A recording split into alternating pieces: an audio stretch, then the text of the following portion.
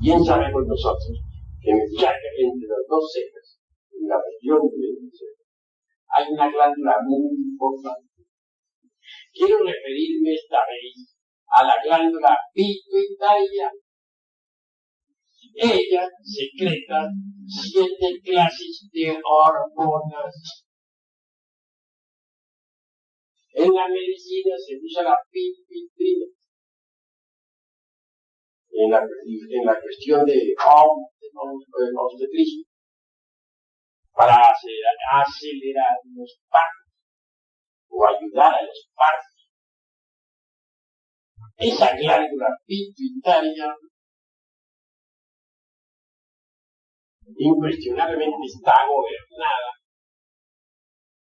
por Venus,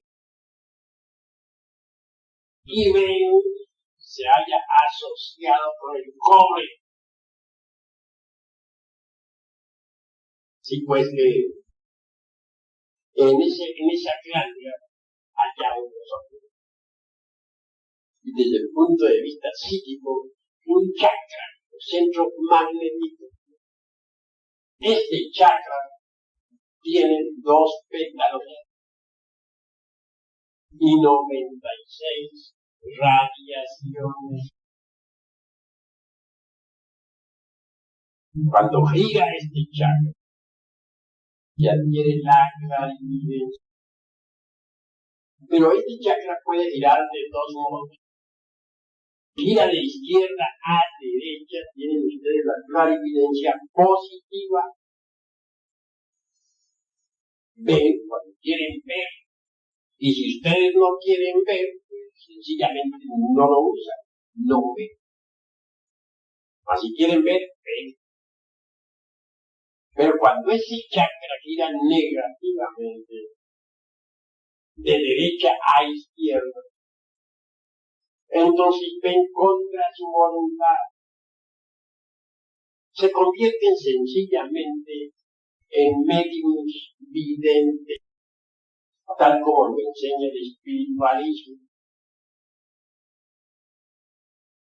Un médium vidente no es dueño de sus facultades. Eso debe contra su voluntad. Cuando no quiere, piensen ustedes lo grave que es. Bueno es que uno se concentre, pueda ver, pero por su voluntad.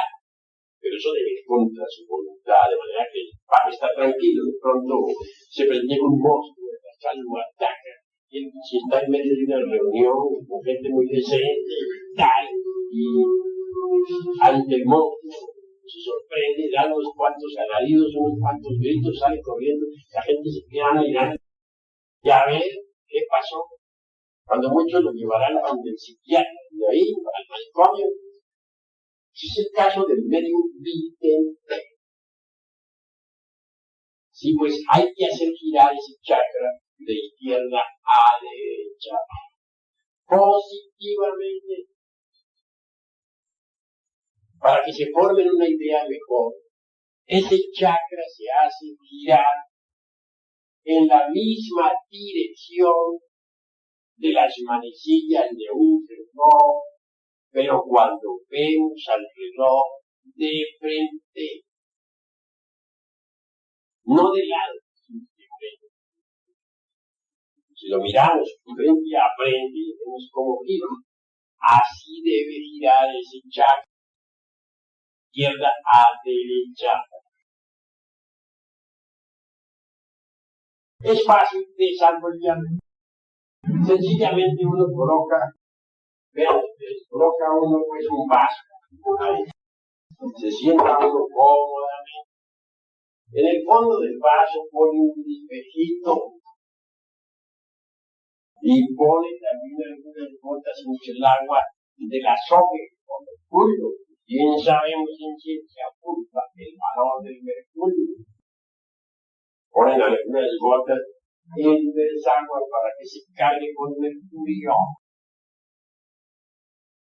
Después, sentado uno cómodamente, se concentra uno en forma tal que la mirada atraviese el cristal y caiga exactamente en el centro del espacio, en el centro exacto de la circunferencia. Hay un mantra que hay que pronunciar. Es el mantra de los misterios Siago, que se pronuncia Isis. Se reparte en 2 sílabas.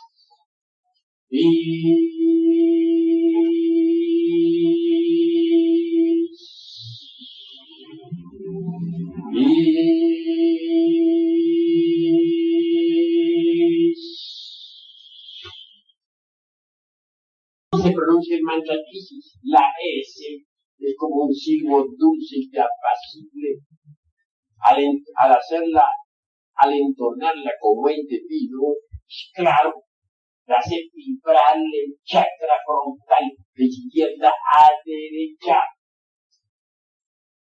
Así pues, 10 minutos diarios. Ahora, si alguien pudiera practicar este ejercicio durante 30 minutos diarios, el avance sería más rápido. Lo interesante de este ejercicio es que se pueda practicar durante 3 años seguidos, sin dejar un solo día de practicar. Se puede practicar ya sea de día, de noche, a la hora que se quiera, pero practicarlo. Y si uno va de viaje, pues tendrá que practicarlo donde llegue, al hotel donde pueda.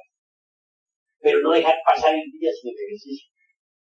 Si alguien en la vida tuviera esa tenacidad para no fallar un solo día, ese alguien recibiría la gran evidencia. Por ahí a los 15 días o a los 20, comienza uno a ver en el agua colores de la luz astral. Por ahí a los 3 o 4 meses o 6 meses, todo depende del desarrollo psíquico de cada cual. Si pasa un carro por la calle, uno ve una cinta de luz y también ve el carro moviéndose sobre esa cinta de luz. Esa cinta de luz es la calle y el carro se ve claramente moviéndose en esa cinta. Después de cierto tiempo, poco más o menos un año, ya no será necesario para ver exclusivamente el paso con alma. Sin embargo, practicará su ejercicio. Después de unos 3 años, ya no necesitará el paso para nada.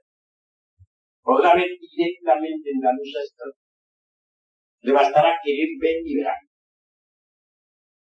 Ya tendrá entonces la claridad.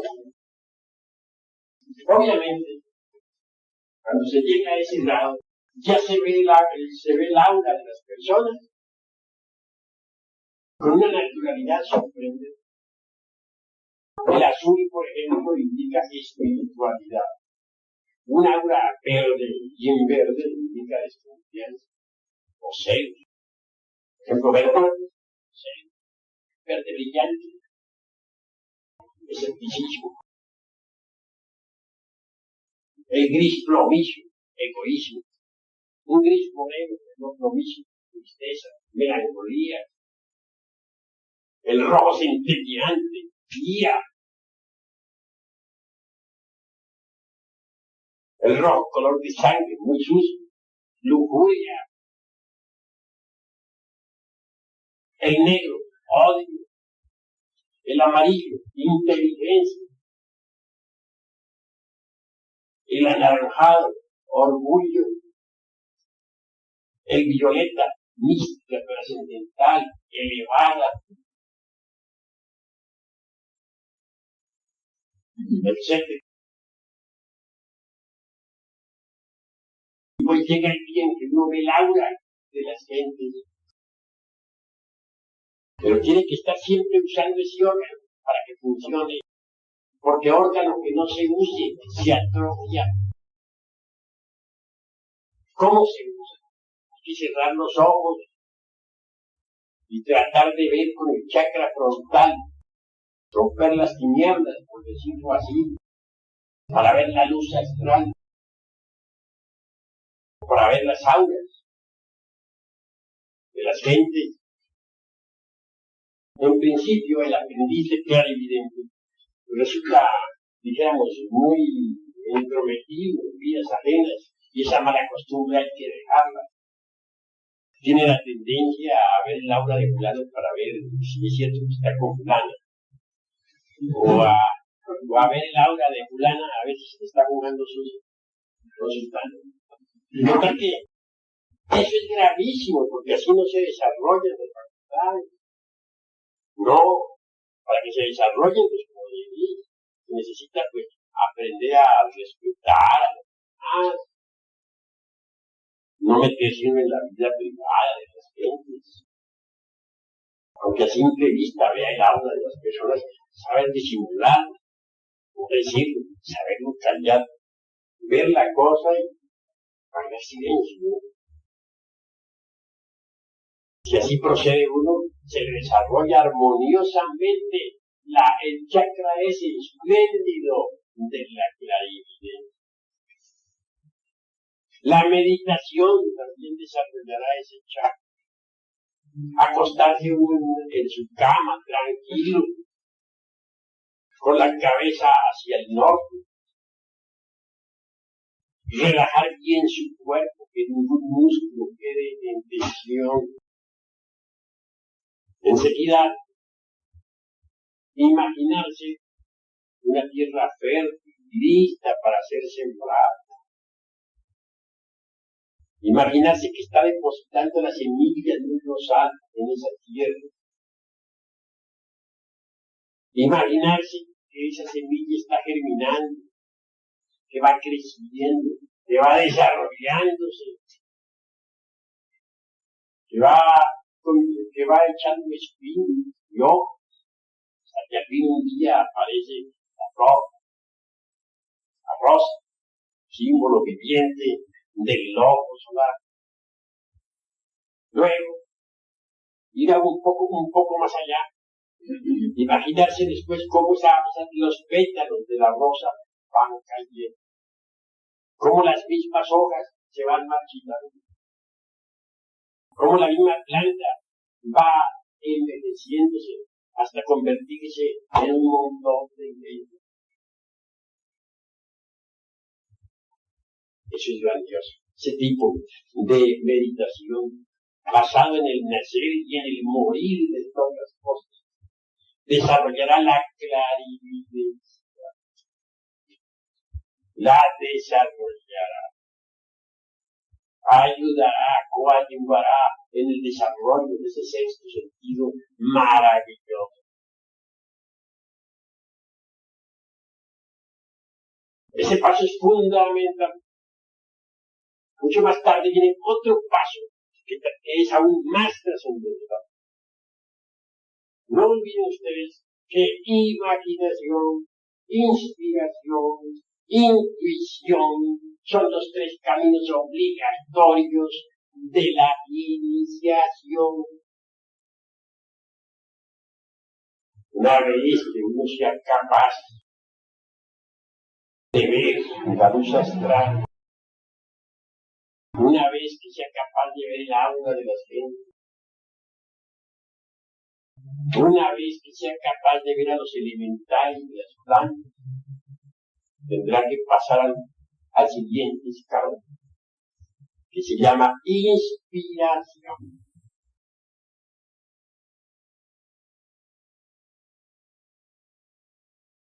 Continuando con el ejercicio sobre el nacer y el morir de todas las cosas, podemos también alcanzar el peldaño de la inspiración. Si imaginamos que hemos sembrado la semilla y que el rosal va creciendo poco a poco, está echando espinas, hojas, y que al fin echa rosas. Podemos también pensar en el morir, ya que el rosal hasta convertirse en un montón, y luego sentirnos inspirados. Ha desaparecido el rosal, pero debemos sentir en nuestro corazón la inspiración. Esa inspiración que deja el proceso del nacer y del morir en todos los corazones. Esa inspiración que nace de la comprensión. Uno llega a saber que todo lo que nace muere. Que deviene pues un algo allá, que se llama inspiración. Hay que procurar entrar en un estado de inmundial, de amor hacia todo lo creado, de amor hacia lo divino, para que surja en uno la inspiración. Llegará el día en que uno podrá no solamente ver, sino al mismo tiempo sentir inspiración. Por medio de la inspiración llega uno más hondo todavía, que no solamente puede ver un árbol real o el elemental de uno, sino que a través de la inspiración llega uno a sentir con ese elemental, llega uno a sentir la vida de esa criatura en el corazón.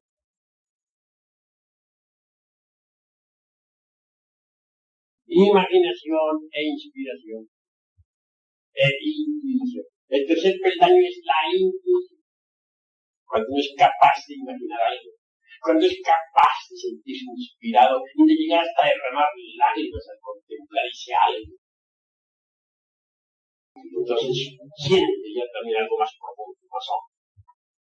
La voz del silencio de que hablaba Elena Petronila Lavaz. La intuición. La intuición es maravillosa. Por medio de la imaginación puede ver un mundo. A través de la inspiración puede llegar uno al mundo. Pero la intuición lo lleva a uno mucho más lejos. La intuición lo lleva a uno al mundo del espíritu puro. Entonces puede uno contemplar allá el espectáculo del universo. Ver a la naturaleza, al universo, tal. Moverse en el mundo. Platicar uno con los devas, con los Elohim, o Prajapatis, con esa hueste creadora del demiurgo. Poder hablar directamente con ellos, para recibir de ellos la enseñanza, la sapiencia. Esto es intuición. No olviden pues que la imaginación, la inspiración, la intuición son los tres caminos obligatorios de la iniciación. En principio es rudo el trabajo. Conviene empezar con el ejercicio del vaso de agua. Cerrar los ojos para tratar de romper las tinieblas y ver el mundo acá. No olvidar el mantra Nishis. Practicar la meditación. Imaginando lo que quiera imaginar. Ese es el primer paso. Imaginación. Segundo es ser capaz de sentirse inspirado. Pasar más allá de los razonamientos, de las palabras, hasta el grado de sentir la palpitación de todos los corazones del universo en sí. Llegar a sentirse hermano de los ríos, hermano de las aves que vuelan, hermano del árbol. Llegar a comprender que todo el universo, en general, ha sido creado por la palabra. Cuando uno llega a tal grado de inspiración, el conocimiento es mayor. Sí, por ese camino de inspiración, de oración, de exaltación, se consigue penetrar en el reino de la intuición. Ese es el reino del espíritu puro. No sería posible entender realmente a los seres estrictamente espirituales que viven allá en la región de los Elohim si uno no pudiera desarrollar la intuición.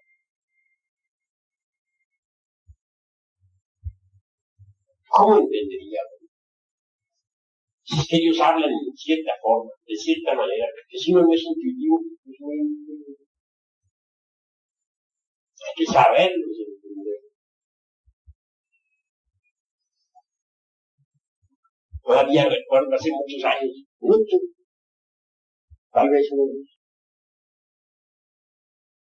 40, 45 años atrás. En aquella época, yo andaba todavía de capa caída con de bonsai más caído. Sin embargo, es obvio que no había perdido mis facultades. Y en el mundo astral se me ocurrió invocar nada menos que al ángel Baruch, que fue el maestro, instructor de Jesús de Nazaret. Ustedes dirán, pero ¿cómo? Si Jesús es el maestro de maestros. Yo no les niego a ustedes eso, pero ustedes no me pueden negar que él estuvo en Egipto y que allá tuvo se sentó en los banquillos a recibir clases como las están recibiendo ustedes aquí.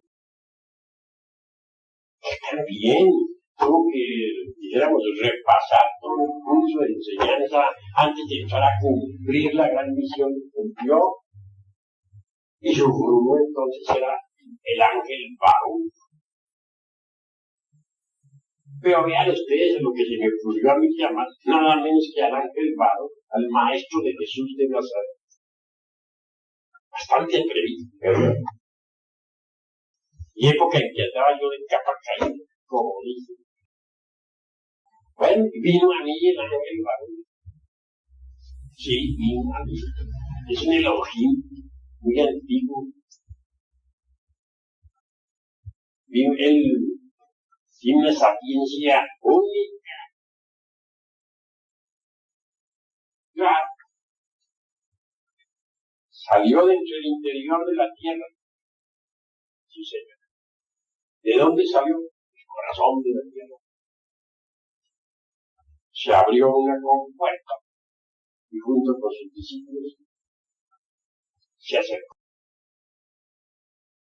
Soy el ángel Baruch, respondió. ¿Para qué me habéis llamado? Necesito platicar contigo, fue mi respuesta. Bastante atrevido yo en aquella época. Sí, es que así es uno, anda de capa caída, todo lo considera tan fácil. A mí no se me hizo difícil poder platicar con él. Bueno, se sentó en un cómodo sofá y me dijo, podéis hablar. En ese lenguaje que ellos tienen, que no es un lenguaje seco, porque nosotros por acá abajo, sino dulce, podéis hablar. En ese momento, parecía el ángel Baruch, una hermosa doncella. Pues bien sabido es que todo ser divino tiene dos almas. El alma espiritual, que es femenina. El alma humana, que es masculina. Él puso a flote su alma femenina, es decir, su valquiria, para platicar con él. Lo primero que le dije fue lo siguiente: necesito una clave para despertarle la clarividencia instantáneamente a cualquier ser humano. Maestro se quedó, o aquella dama maestra, se quedó mirando y me responde: no puedo daros esa clave. Bueno, entonces necesito otra clave. ¿Cuál? Necesito una para que todo ser humano pueda salir instantáneamente del cuerpo físico y astral cada vez que le dé la gana. No era muy cierto, no era muy hermosa las frases que yo estaba utilizando, ¿no? No eran, por cierto, la frase que debe usar de felicidad. Claro, tenía yo bien gordo. ¿Qué más se podía esperar de mí? Entonces responde el maestro: tampoco puedo daros esa clave. Entonces, de perdida, estaba yo en aquella época escolar, de capa caída, pues yo había venido a este mundo como salva caído. Le dije, bueno, entonces una clave como para levantar dinero. Bien mal estoy. El maestro responde otra vez: poco puedo daros esa clave. Pero claro, me quedé mirando a aquella dama inefable, acostada en un cómodo diván, con una hermosa cinta en la cabeza, ¿no? Pues francamente, ¿no? Pues uno como es hombre de sexo masculino, ¿no? Me pareció hasta guapita, ¿no? Sí. Me iba pareciendo cada vez más simpática, ¿no? Lo único que no le dije está guapa, ¿no? Pero bueno, hasta ya no llegué, pero sí en mi cerebro sentía que estaba muy simpática, ¿no? Bueno, al fin el maestro, yo estaba contemplándola y cada vez me parecía más guapa, ¿no? Y verdad que se veía bellísima. Pero muy pronto hubo de ser sorprendido por algo terrible. Eso sí me lo aguardaba. Resulta que estaba yo viendo a la valquiria del alma espiritual, que es femenina. El maestro echó su alma espiritual para el fondo, ciencia superlativa, y puso a flote su alma humana, la cual es masculina. Al ponerla a flote se me fue el cambio. Entonces me encontré ante un anciano terrible que lanzaba rayos y truenos por todas partes, con el cetro de mano. Yo quedé pues asombrado eso de que esté contemplando una bella damita inefable que está pareciendo guapa, de pronto se me transforma en un varón terrible que lanza rayos y centellas. Eso no fue una sorpresa. Eso fue terrible, una sorpresa. Comprendí que estaba metiendo la pata. No me queda más remedio que pedir perdón, no más. Sí, yo francamente todo humillado en tierra me consterné, mordiendo el polvo y pidiendo sin verdad perdón, sabiendo si por haber perdóname, me decía, no vuelvo a tener esa clase de pensamiento, siempre también con el grado man de pólvora. Jolín. Luego me bendijo. La bendición, después de bendecirme, habló con una perfección única. Me dijo: estáis mal acompañados. Se refería a los yoes que cargaban, que no eran unas mansas palomitas. Y luego me dice algo más: hubo un poco de falta de respeto, pero mientras el amor persista, todo está bien. El amor todo, ¿no? Yo, inclinado, consternado, reconociendo mi vida de patas, pero no me quedaba más remedio, humillado. Me bendigo y se fue. Me quedé mirando esa perfección de criatura. Bueno, humano, puro. Sus discípulos, otros ángeles. Los ángeles, tienen discípulos ángeles. Inmediatamente, el maestro abrieron una compuerta. Descendió por ahí hacia el corazón de la tierra. Y ahí,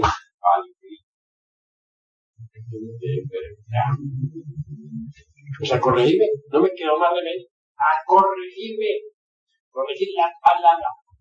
Por ahí comencé. Donde la tendencia está hablando de todo el mundo. Y desde ese momento en adelante, al haber visto esa perfección en la palabra de aquel varón, empecé a corregir, a hablar con más cuidado, a no murmurar sin nadie, a agarrarme la lengua, aunque por dentro estuviera que me reventaba, pero callarme, hablar estrictamente la verdad. ¿Ven? Desde ahí para acá sentí que ese ejemplo era para mí espantoso, y fue espantoso. Me resolví a cambiar, de verdad. Comprendí que estaba en un lado que estaba, realmente venía mal acompañado, como él me lo dijo. Multitudes de yoes perversos cargaban de Dios. Y es obvio que tuve que dedicarme a disolver esos yoes.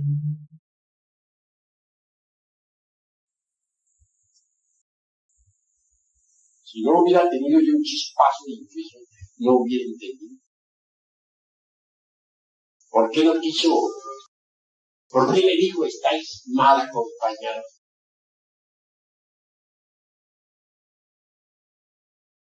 ¿Por qué no quiso darme esas claves que yo pedí? Eso no se puede entender sino con intuición. ¿Por qué no quiso darme la clave para despertar la clarividencia cualquier instantáneamente? ¿Por qué no quiso darme la clave para poder desdoblar a alguien o para enseñarle a la humanidad cómo desdoblarse cada vez que quisiera? Silencio. Solamente lo vine a entender con la intuición. De manera, hermanos, que imaginación, inspiración, intuición son los tres caminos obligatorios de la iniciación. Si uno se encuentra con un Elohim cara a cara, solamente puedo entenderlo. Si no es intuitivo, ¿cómo podría? ¿De qué manera? Uno necesita ser intuitivo para poderlo sentir. Muchos años atrás, tuve otra escena extraordinaria. En un santuario maravilloso, hice una invocación. Había exactamente en el centro mismo del santuario una piedra triangular. Y la piedra estaba sostenida sobre una columna firme. Entonces llamé a Minerva, la diosa de la sabiduría. De pronto la piedra aquella triangular pareció animarse, resplandeció. Y en el centro de esa piedra apareció el rostro de Minerva. Su respuesta fue concreta. Soy Minerva, me dijo, la diosa de la sabiduría. ¿Qué queréis de mí? La sabiduría, me dijo. ¿Para qué quieres tú la sabiduría? Para ayudar a la humanidad. Minerva guardó silencio y desapareció. Solamente quedó la piedra triangular sostenida sobre aquel poste, sobre aquella columna de piedra. ¿Me había dado la respuesta a Minerva? ¿Sí o no? ¿Qué dicen ustedes? ¿Me la habría dado o no? Claro está que sí. Recuerden que el silencio es la elocuencia de la sabiduría. Claro, en la piedra estuvo la respuesta. Esa piedra triangular sostenida sobre una columna, y la columna viva, ahí quedó la respuesta. ¿Qué representa esa piedra triangular? A las tres fuerzas, el santo afirmar, el santo negar, el santo conciliar. Brahma, Vishnu, Shiva. La fuerza positiva, la fuerza negativa, la fuerza neutra. El Padre, el Logos, el Espíritu Santo. ¿Y esa columna qué representa? Representa ese rayo original de donde esas tres fuerzas divinas emanaron. Aquello que Gurdjieff llamaría el activo Okidano, omnipresente, omnipenetrante. De ese activo Okidano, con gran aliento, como dice la maestra Blavatsky, devienen esas tres fuerzas originales. Pero ese activo Okidano a su vez deviene del sagrado sol absoluto. El activo Okidano no podría crear por sí mismo el universo. Necesitan desdoblarse las tres fuerzas primarias para que ellas hagan el milagro entre ellas. Pero lo interesante de todo es que el sagrado sol absoluto quiere hacer cristalizar dentro de nosotros las tres fuerzas primarias de la naturaleza y del cosmos. Si nosotros cooperamos con el sagrado sol absoluto, esas tres fuerzas vendrán a cristalizar en nosotros. Entonces nos transformaremos radicalmente. Habremos adquirido la sabiduría. Fue así como me contestó mi mente. Y me contestó con el silencio. Porque el silencio es la elocuencia de la sabiduría. Que nosotros necesitamos de verdad hacer cristalizar las tres fuerzas cósmicas dentro de sí mismos, es verdad. Ustedes saben, el Espíritu Santo cristalizando en nuestro organismo se convierte en el cuerpo astral, en el cuerpo mental, en el cuerpo causal. El Espíritu Santo cristalizando en nosotros nos hace de nosotros el gentil hombre inteligente, capaz. El Espíritu Santo cristalizando en nosotros hizo a un San Germán, a ese hombre maravilloso que asombró a toda Europa durante los siglos XV, XVI, XVII, XVIII. El Espíritu Santo cristalizado, su carne un hombre que transmutaba el plomo, y hacía diamantes de la mejor calidad. Hacia el gentil hombre sabio. El Cristo cristalizando en nosotros, hacia un Jesús de Nazaret, hacia un Hermes Trismegisto, hacia un Gautama, el Buda, hacia un Quetzalcóatl, hacia un Krishna, hacia un Zoroastro o Zaratustra. Y el Padre cristalizando en nosotros, hacia un anciano de verdad. Sabiduría oculta entiéndese por anciano del saber, anciano real, aquel que ha logrado cristalizar en sí mismo no solamente al Espíritu Santo y al nombre, también al Padre.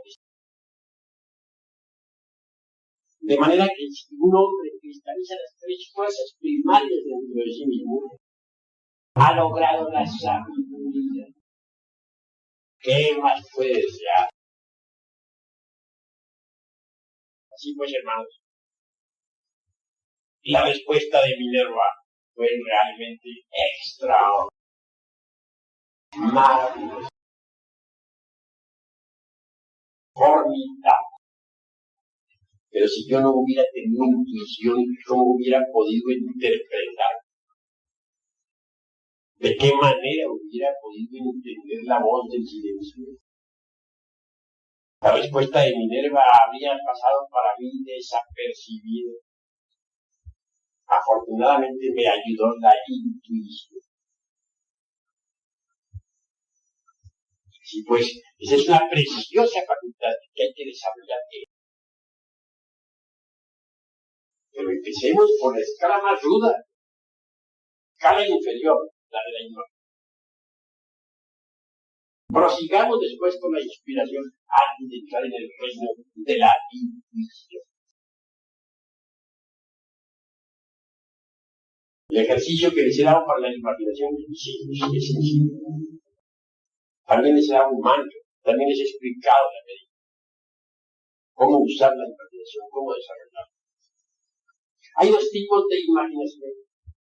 Existe la imaginación mecánica y existe la imaginación consciente. La imaginación mecánica no sirve, es la fantasía. Y la fantasía está formada con los desechos de la memoria. Por lo tanto, no sirve. Se necesita de la imaginación consciente, de la imaginación activa. de la imaginación intencional. Ese tipo de imaginación desarrollado será, Dios, sublime. Ese tipo de imaginación desarrollado permitió a Leonardo da Vinci plasmar en el lienzo la Gioconda. Que entre paréntesis, mucho se ha hablado sobre la Gioconda. Algunos suponen que fue la novia de Leonardo da Vinci. Se equivocan, es que así tiene. Cuando uno mira la Gioconda, yo los invito a ustedes a que reflexionen en esto, observen el cuadro de la Gioconda. Tiene nada de maquillaje. No aparece en ella nada semejante.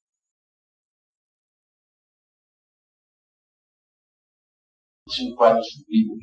Lo mira a uno y siente un éxtasis, un algo en el corazón.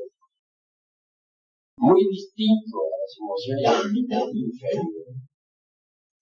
Siente un algo sublime, como si se encontrara uno frente a frente de un deitus, de un ángel. En la Gioconda no hay nada de voluptuosidad, ni de erotismo, ni de coquetería o algo que se pudiera parecer a cosa humana. No hay nada de eso. Se necesita ser intuitivo para entender lo que es la Gioconda. Leonardo da Vinci, su impulso translúcido, captó la imagen de la Gioconda. Pero no es una imagen fantástica lo que él captó. Captó a su propia madre divina Kundalini. Y esa es la que pinta en el libro. Es su madre divina. ¿En qué me baso yo para decirles a ustedes que la Gioconda es la madre divina Kundalini de Leonardo da Vinci? ¿En qué me baso? Me baso en que soy alpinista, cabalista. Si ustedes miran el cuadro de la Gioconda, verán dos caminos. Allá al lado y lado de la piedra. Uno de esos caminos es espiraloide, el de la izquierda, y va al agua. El otro es un camino más largo. En vez de irse al agua, se interna en un bosque. Ahí está la clave. El que entienda cuáles son los dos caminos sabe muy bien que Leonardo da Vinci se pintó a su divina madre Kundalini. El camino ese espiraloide que va al agua es la vía húmeda de la alquimia. Algunos iniciados, cuando llegan al estado legítimo de hombres reales, verdaderos, en el sentido más completo de la palabra, se definen por la senda espiral nirvánica, la vía húmeda. Esos se sumergen en el nirvana. Por allá, de eternidad en eternidad, toman cuerpo alguna vez. Y pueden tomar cuerpo en cualquier planeta del espacio infinito para dar un paso adelante. De manera que ellos viven más que todo en felicidad. Son dichosos. Los otros, los que escogen la vía seca, o sea, la directa, se internan en el bosque de la alquimia. Leonardo da Vinci pinta a su divina madre Kundalini entre los dos caminos. La espiral, o sea, la vía húmeda, y entre ese otro, la directa, que se interna en el bosque de la alquimia. Obviamente, solo con la ayuda de la madre divina Kundalini puede uno avanzar en cualquiera de los dos, sea en la vía húmeda o sea en la vía seca. Los alquimistas, hablando en lenguaje simbólico, dicen que en la vía húmeda el trabajo se puede realizar en 18 meses. Pero resulta que afortunadamente somos feministas. Codificamos el lenguaje de los activistas. Debido a eso, podemos afirmar en forma enfática que la Gioconda de Leonardo da Vinci es su propia madre divina Kundalini. ¿Y la pintó? Sí.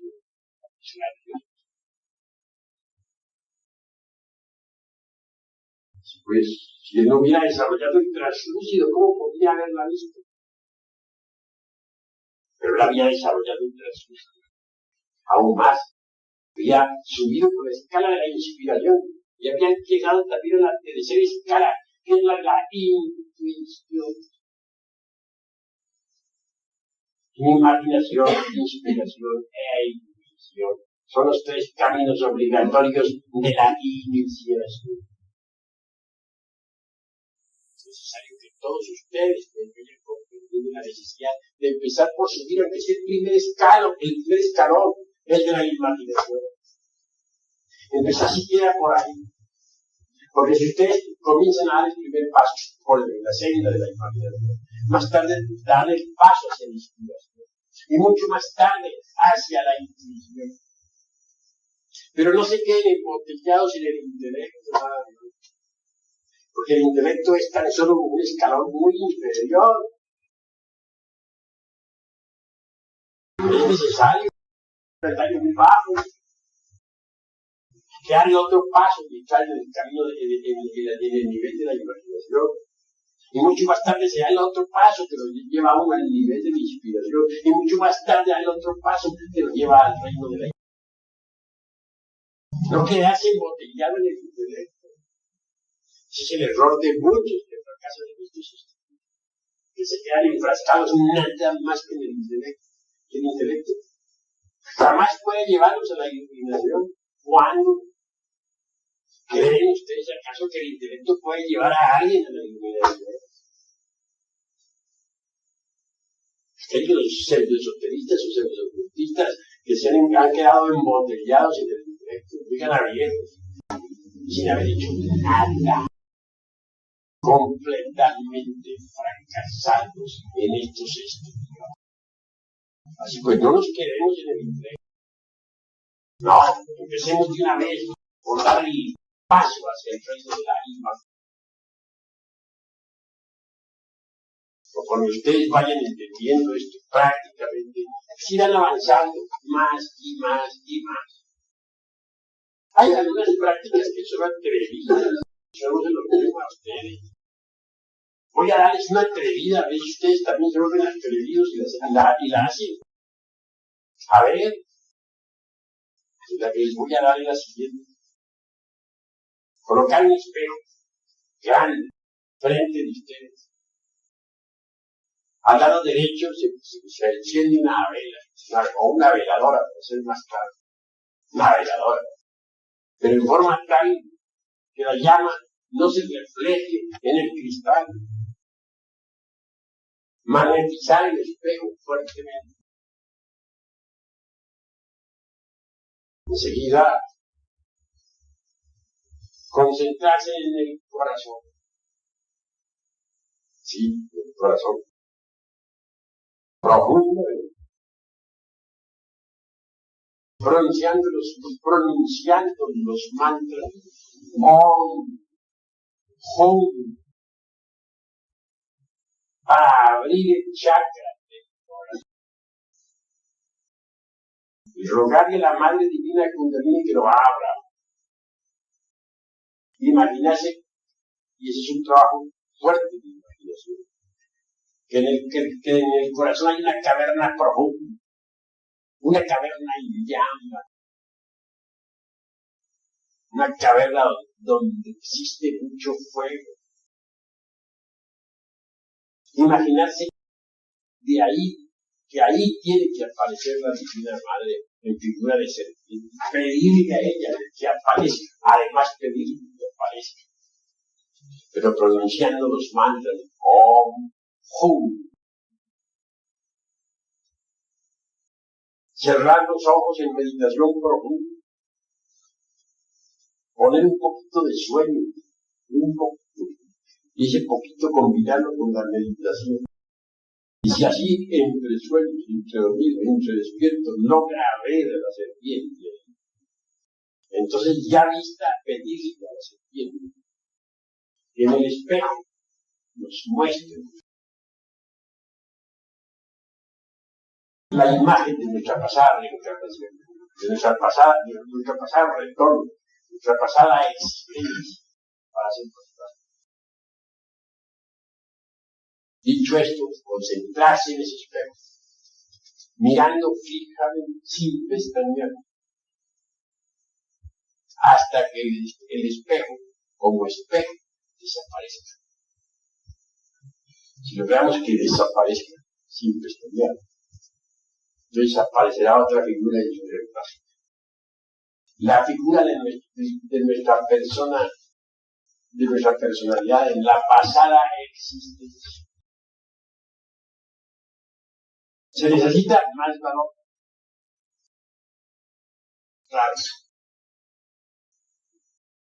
Si seguimos suplicando a la Madre Divina, le rogamos que nos haga ver esa pasada existencia, tal como sucedió.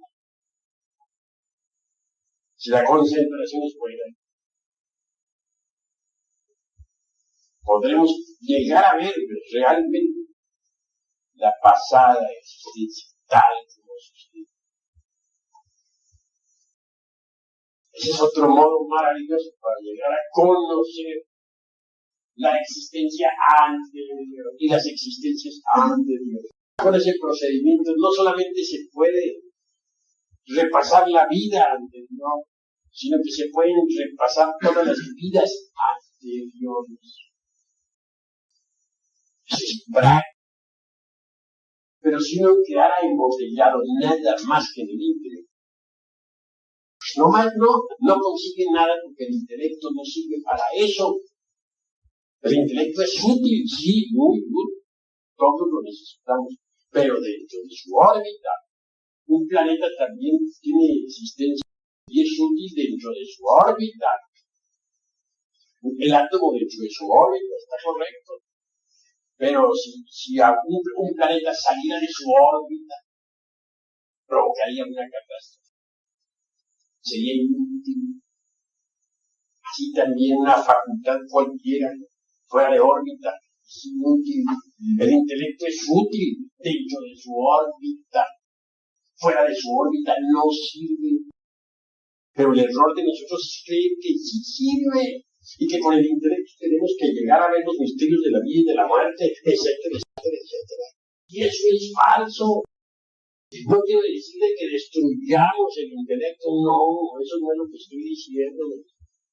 Lo que estoy diciendo es que lo dejemos dentro de su órbita y que subamos de verdad los caminos de la imaginación, de la inspiración y de la intuición. Que necesitamos de otras facultades, que solamente así podemos llegar a estar iluminados. El intelecto no puede llevarnos a la iluminación.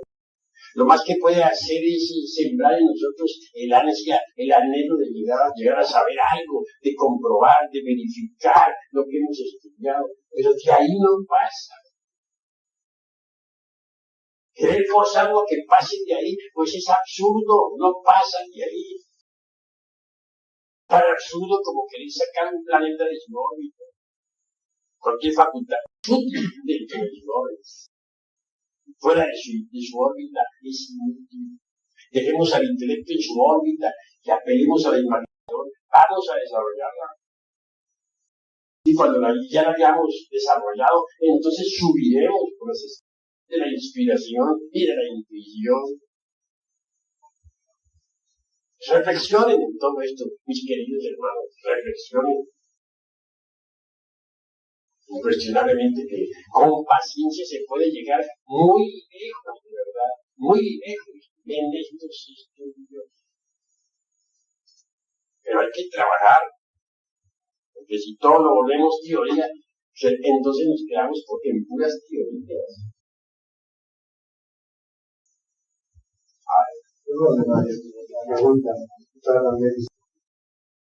Para magnetizar el espejo se necesita la concentración, tenerla sencillamente magnetizar. Bastaría extender la mano, tal y comenzar mejor dicho, luchar porque en nuestro fluido magnético impregna el espejo. Con solo querer hacer eso, el espejo queda impregnado con ese fluido magnético. Ahora bien, los chakras, los mantras Om, Hum, son para abrir el chakra del corazón. Y las vidas pasadas, ¿dónde están? En el corazón. Si abrimos ese chakra, es obvio que podemos tener acceso a nuestras existencias anteriores. Si pues ven ustedes esta práctica que estoy dando en Tíbet, de los Himalayas, yo no les niego que en la amor de California exista un ejercicio semejante. Bien saben los que han recibido la primera iniciación de amor, que se ponen un par de velas ante un espejo, que se invoca el guardián del umbral, y que al fin pues aparece la figura del guardián del umbral, bien conocen las palabras que se dicen, etcétera, etcétera, etcétera. No, este ejercicio es diferente. Podrá parecerse en algo. El ejercicio, la práctica esa de dar en amor, no es sino una desviación de la práctica tibetana. Yo se las estoy enseñando a ustedes como la enseñan en el Tíbet, los tibetanos. Y no se usan dos velas, sino una veladora nada más, del lado derecho, pero en forma tal que la llama no se refleje sobre el espejo, que lo alumbre, pero que no se refleje. Se necesita un poquito de más calor. Yo no le digo que eso de ver que se desaparece el espejo. Ya al fin aparece otra persona ahí en buscar el espejo. Si no se quieren los nervios bien inflados, viene el colapso. Se da el changazo.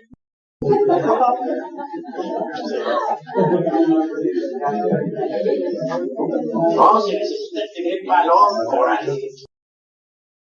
Solo así es posible llegar uno a recordar sus vidas anteriores. Bueno, ya les he explicado todas estas cosas y ahora pues me gustaría que ustedes preguntaran. A ver, habla ya. Pues. Relacionado con las prácticas, ¿debe de ser en la noche o en el día o la hora? ¿En qué hora es? Pues las prácticas estas es mejor realizarlas en la noche. Es mucho mejor. Es más aconsejable. A ver, hermana, pregunta. ¿De qué hora? ¿Qué hora? Bueno, pues mejor sería a las 12 de la noche. Por ahí alguien daba un ejercicio para ver al diablo. Decían que había que encender una vela o una veladora frente al espejo a las 12 de la noche por ahí, ¿no? Que entonces venía a pasar el diablo por ahí. Bueno, pobre diablo, que me he puesto tantas cosas. Totalmente, sí, la medianoche es muy favorable para los asuntos espirituales. Sí, se puede uno sentar cómodamente. Pero esa parada no es esa parada nada más que está entrando la vela. Sí, la veladora puede estar al lado derecho, pero de forma tal no se refleje la llama sobre el y sin luz eléctrica. No, hay que apagar las luces. Aunque se sientan las cosas feas por ahí. A ver. Bueno, respecto al ejercicio del vaso.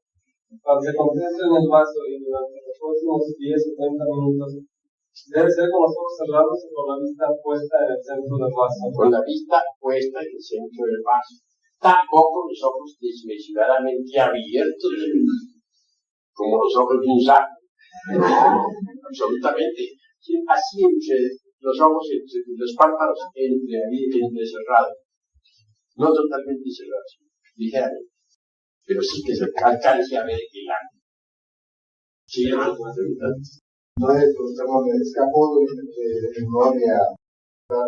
¿Qué debe llevar El mar si se echa en el agua algunas gotas de azufre o mercurio, que es lo mismo, y se pone un espejito en el fondo del fondo del mar.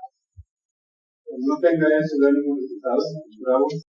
Sí da resultado, pero mientras mejor esté el teleidoscopio, como se le llama, tanto mejor. Sí, hermano. Mayor protección del trayecto que su seudónimo Samael, y su verdadero nombre es otro. Es de acuerdo a las posibilidades que usted ha encontrado su verdadera personalidad. Pues voy a decir la verdad. Resulta que Samael no es un seudónimo. Hay la creencia de todos que es un ser humano. No hay tal. Realmente Dios es un Samael. Ustedes habrán oído, leído en Cábala que se habla de Samael, que se le pinta como el regente del planeta Marte, un ángel, se le quiere llamarlo. Bueno, la cruda realidad de los hechos es que yo soy Samael.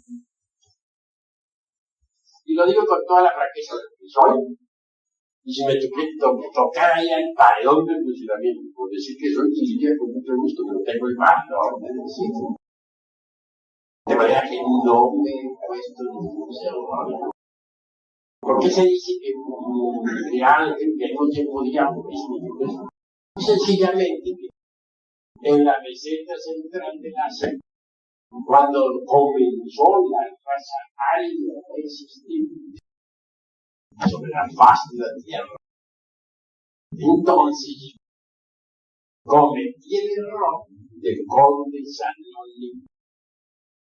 Yo tenía un cuerpo inmortal, un cuerpo lemúrico, de Lemuria. No hundirse la Lemuria a través de 10.000 años entre el océano Pacífico. Conocí el Atlántico con el mismo cuerpo lemúrico. De unirse al Atlántico y acompañé el Malupa y Patipata en su éxodo. Entonces huimos de la Atlántida con el pueblo selecto rumbo a la. Yo conservaba el mismo cuerpo. Desafortunadamente, repito, cometí un error en el antiguo continente de Asia, o en Asia, en los Himalayas. Allí había distintos reinos, yo vivía en uno de esos reinos, junto con todos aquellos que habían logrado salvarse de la catástrofe atlántica. Se me había prohibido tomar esposa, porque a los hijos de Dios les estaba prohibido tener mujer, ya no la necesitaban. Pero yo no obedecí. Yo era corazonada y ahí está, fallé por ese lado. Entonces tomé esposa. Como resultado, mi Madre Divina Kundalini me llamó a una caverna profunda. Me mostró la suerte que me aguardaría. De lluvia, aire, lodo, enfermedades, miseria. Me vi como judío errante en todos los pueblos de la tierra. Le pedí perdón, le prometí que ya dejaría a aquella mujer. Aunque la amaba, la dejaría para ser fiel. No valió. Ya había metido la pata. Y después de meterla, como dicen, después del ojo afuera, no hay Santa Lucía que valga. Conclusión, ya han caído, me quitaron aquel cuerpo espléndido de la Lemuria, inmortal. Y quedé sometido a la rueda de nacimientos y de muertes, como cualquier hijo debe decir. Como cualquiera. Por eso mi real ser, yo, es ciertamente la mónada regente del planeta Marte. En cuanto a mí, soy su bodhisattva, como me había convertido en bodhisattva, habían resucitado todos los yoes en mí, pues me había convertido en un verdadero diablo, andaba muy mal de capa caída. Si en esta existencia comprendí la necesidad de eliminar todos los agregados y de realizar la gran obra y de volver al Padre. De manera que estoy hablándoles a ustedes con el corazón en la mano. Soy Samuel. Aún peor es el nombre de uno como Bodhisattva. Samael es el nombre de Cristo, de mi mónada. Estoy consciente del amanecer de la vida. Yo asistí a la aurora. Estoy aquí con la humanidad desde que lo bañaba la aurora. Desde que el corazón del sistema solar comenzó a palpitar después de la noche profunda del gran Pralayana. Vine aquí porque aquí me montó mi Dios interior profundo, Padre que esté en secreto, con el propósito de servir a la humanidad. Y creo que estoy trabajando por la humanidad. Permanecí unos cuantos siglos caído todo. Gracias a Dios ya me levanté de todo y estoy dedicado a hacer la gran obra del Padre. Pues yo digo lo que es verdad. Estoy metido entre este cuerpo para ayudar a la humanidad. Pero en nombre de la verdad les digo, soy el arcángel Samael. Si la gente no cree, no importa. Si se ríe, tampoco me importa. Yo cumplo con decirlo, soy la luz. Sin importarme si creen, si no creen, si se ríen, si dudan. Allá ellos. A mí no digo que me toque decir lo que soy profesor de terror y enseñar la doctrina la que debe dada por orden del Padre, de mi Padre justicia. ¿Es todo? Adelante. ¿Cuánto tiempo nos falta, estoy hablando en años convencionales, para el próximo gran cambio? La próxima catástrofe está bastante grave. ¿Qué es lo que han dicho las Sagradas Escrituras? Que el día ni la hora nadie lo sabe, ni aún el día, ni los ángeles sino el Padre. Solo el Padre lo sabe. Mas sí sé decir una cosa, que el Evangelio de Mateo no se equivoca. Mateo según la ciencia. Ahora claro, cuando vienes a Jerusalén rodeada de ejércitos, vienes por donde quiera rumores y hay de guerra. En fin, pintan toda la cosa que está sucediendo ahora, es porque la hora se hace. De manera que entonces, ya Jerusalén está rodeada de ejércitos, hambres y pestilencias, como quiera, terremotos de todo eso. Es pescado. Entonces los tiempos del fin. A ver. Pues, ¿hay alguna relación entre nuestro modo de vida y el plan de probable realización con el objeto de lograr la realización? Sí. Precisamente un día de esos tantos, platicaba con mi madre divina Kundalini y me decía ella, ya todo está perdido. El mal del mundo es tan grande que ya llegó hasta el cielo. Y de Babilonia la Grande la madre de todas las fornicaciones de la tierra. No quedará piedra sobre piedra, todo será destruido. Entonces, yo algo asombrado. Bueno, entonces, madre mía, estamos metidos ante un callejón sin salida. ¿Quieres hacer un negocio conmigo? Fueron las palabras de ella. Sí, quiero hacerlo. Bueno, tú abres el callejón sin salida y yo los mato. Está hablando en ese lenguaje, en ese idioma, la madre. Ya no hay que ver. Pero hay otra cosa más. Estamos abriendo el callejón sin salida. Mientras tanto, la madre cósmica se elimina. Están los terremotos, están las catástrofes, está todo hablando. Por último, vendrá la gran catástrofe. Abriendo el callejón sin salida. Ustedes lo aprovechan, bienvenidos, en buena hora. Si no lo aprovechan, allá ustedes. Yo cumplo con abrirlo. ¿Con qué lo estamos abriendo? Pues con la enseñanza. ¿Y qué fue lo que hizo el Manúpa y Patipata en su tiempo, en su época? ¿Qué hizo el Manúpa y Patipata? Hizo lo que está haciendo en este momento. Él hizo también un ejército,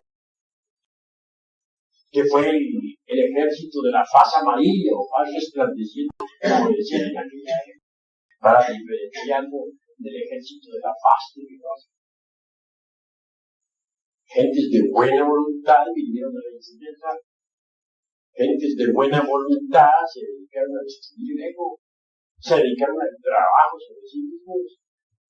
Y a la hora de la hora, cuando la gran catástrofe se acercaba, el Manúpa y Patipata sacó a su gente. Como les dije, yo fui testigo de eso. Entonces, con su gente, salimos. Por donde quiera encontramos pasos, huimos. De ahí fuimos hasta la meseta central de la ciudad. Eso se hizo. Cuando despertaron los señores de la faz tenebrosa y vieron lo que estaba sucediendo, los terremotos y el agua que estaba invadiendo por todas partes, fueron a buscar sus aviones, pues nomás no los encontraron. ¿Por qué? Porque nuestra gente los había ya destruido. De lo contrario, nos hubieran seguido con sus aviones. Sin embargo, intentaron, a pesar de todo eso, perseguirlos. Hasta mataron a algunos de ellos, pero perecieron entre las aguas. Eso se está haciendo. Se está haciendo un pueblo. Y si hoy todos no creen, en aquella época tampoco creyeron. Y si hoy se ríen, en aquella época también se rieron. Y si hoy dicen que estamos pasando de Maracas, en aquella época también dijeron lo mismo. Es lo mismo, es la ley del recurrencia. Pero al fin vendrá la catástrofe. Ya el Cólogos se acerca. Dicen que pertenece al sistema solar del Tigre. Yo digo que pertenece a ese sistema. Es un mundo como 6 veces más grande que Júpiter. Pasará por un ángulo de nuestro sistema solar. Pasará demasiado cerca a la Tierra. Y obviamente producirá una revolución en los ejes de la misma. Entonces lo que era Ecuador viene a convertirse en polos. Lo que era polos viene a transformarse en Ecuador. Pero el solo acercamiento del Cólogos es más que definitivo porque jalará el fuego del interior de la Tierra y aparecerán volcanes por los tierra. Se intensificarán los terremotos. Y recuerden ustedes lo que dice la doctrina secreta de Anáhuac. De los hijos del quinto son, perecerán por el fuego y los terremotos. Y nosotros somos los hijos del quinto sol. Y si el Cólogos ya viene, si está a la vista de los telescopios, ¿qué podemos deducir por simple sentido común? que la catástrofe está a las puertas, ¿verdad? Ahora les voy a contar a ustedes algo extraordinario. Después de haber, cuando yo reconquisté mi presente existencia, digo que reconquisté, ya les conté que estaba yo demonizando al caído, que tuve que luchar mucho para volver a levantarme. Reconquisté, claro, el grado de adepto calificado. Obviamente fui recibido en el mundo, porque el mundo causal es el templo de la gran gloria blanca. Y era allí donde tenía que recibirse dentro del templo. Los adeptos hicieron desfiles completamente militarizados. Todos los saludaron con este saludo nuestro. Sus movimientos dentro del templo fueron completamente militares.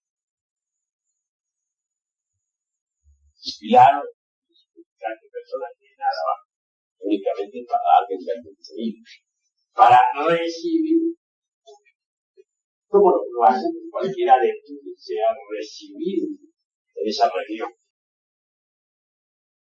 La transmisión se hizo toda pánica.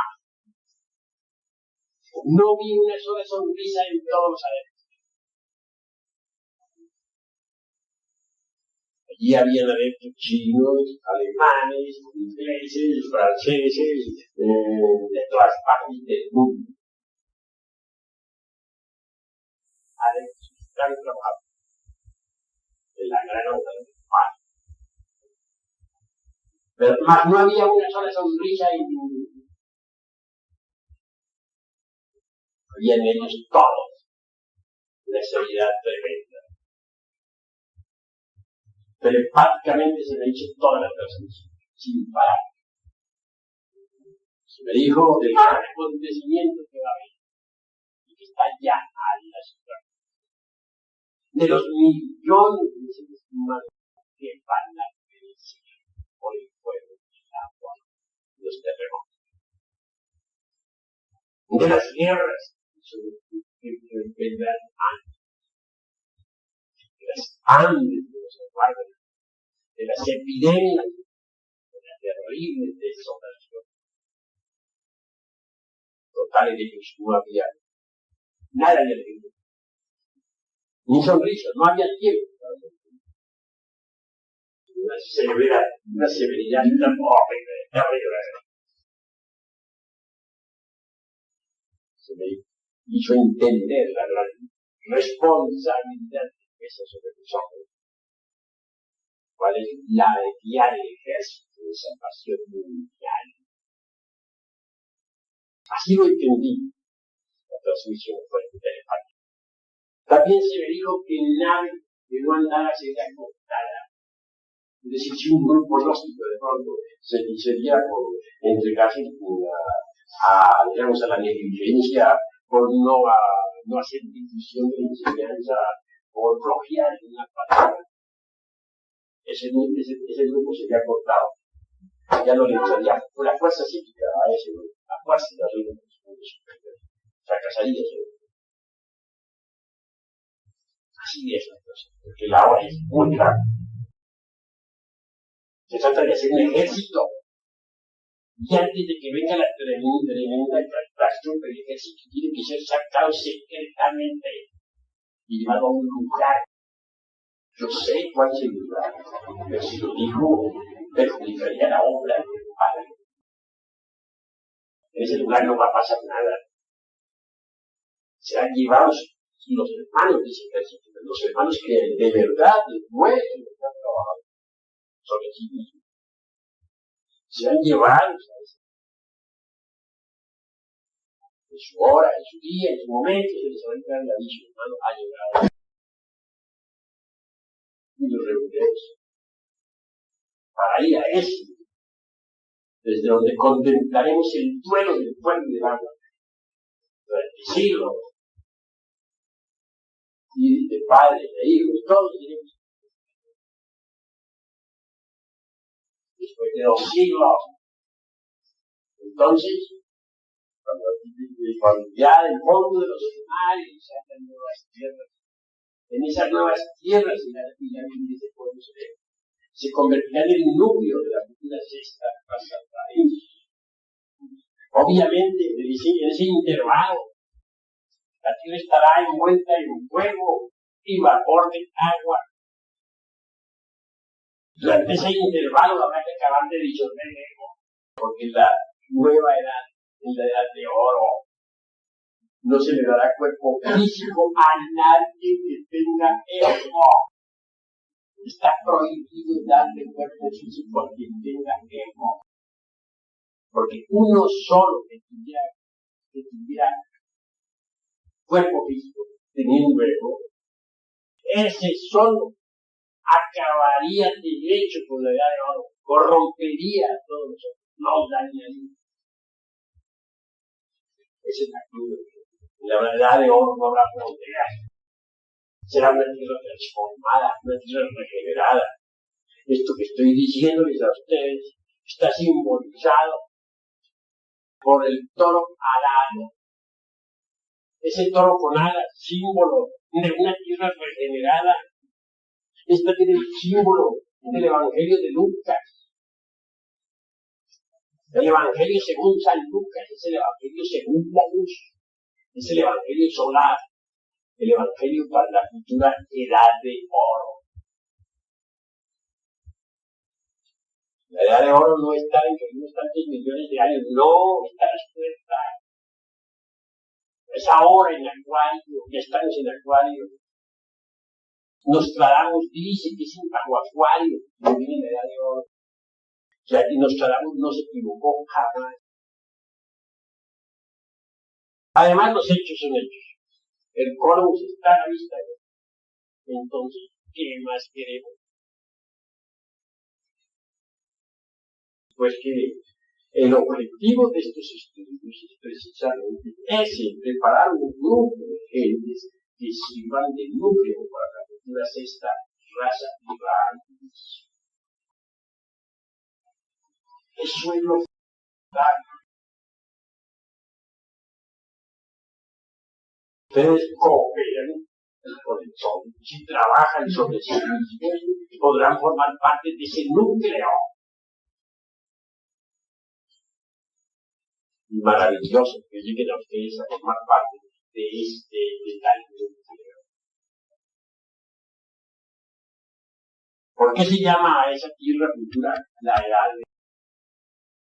Voy a decirles que así como tenemos el año terrestre con sus 4 estaciones, primavera, verano, otoño e invierno, así también tenemos el gran año sideral.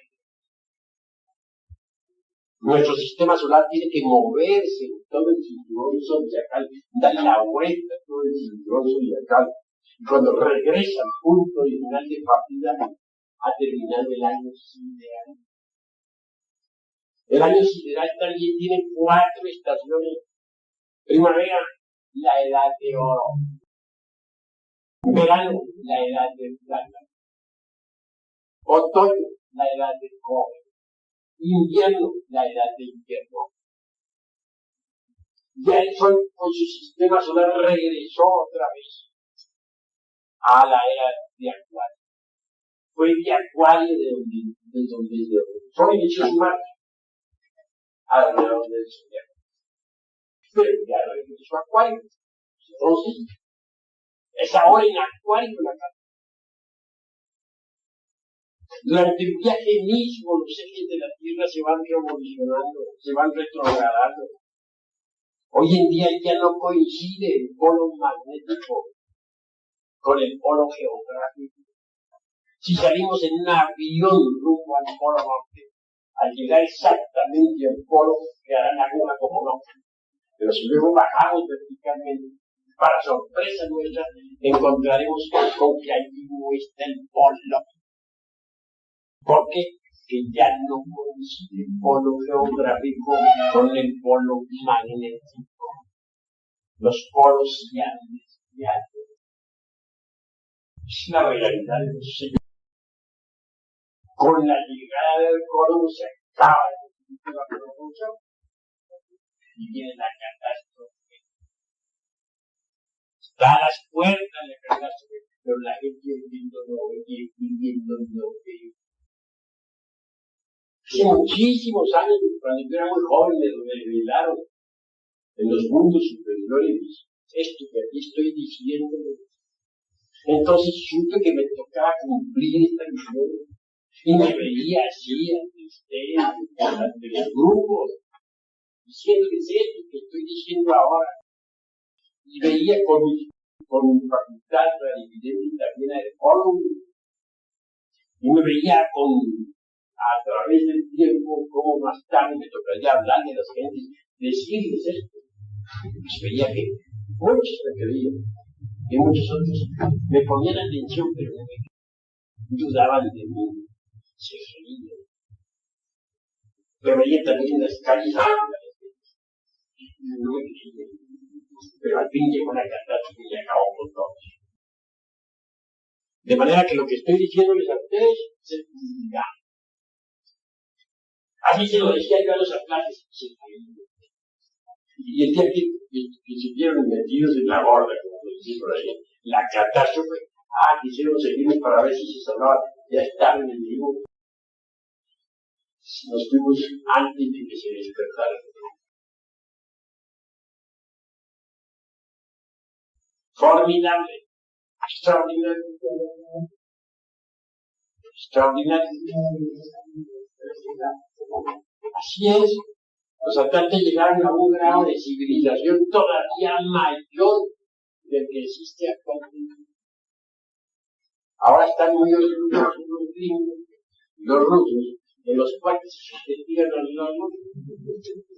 ¿Cuántas marometas para poder bajar el alumno?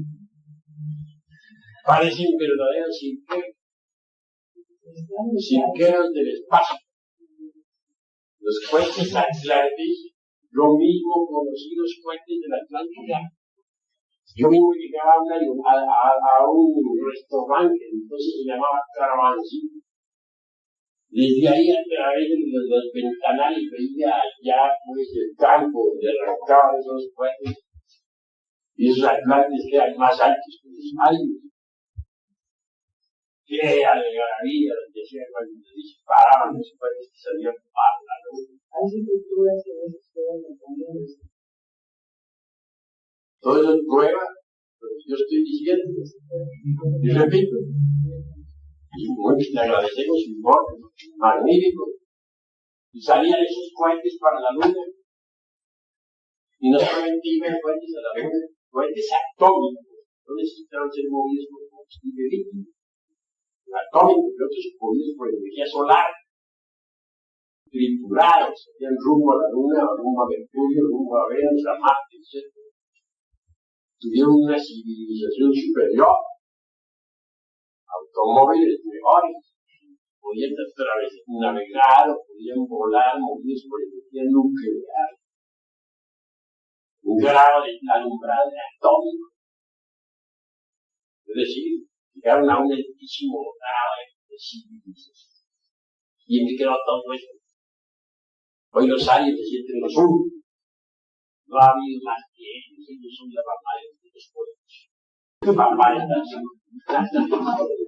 Total que está enamorado. La cruda realidad de los hechos es que nada quedó de la tierra. Bueno, esto del dogma de la evolución no sirve en este caso, ¿sabes? La cruda realidad de los hechos es que si uno no disuelve el ego, pues no le queda más remedio que se lo disuelva. Y se lo disuelven allá abajo, precisamente, los mundos internos. No vayan ustedes a creer esto de la evolución es lo único, ¿no?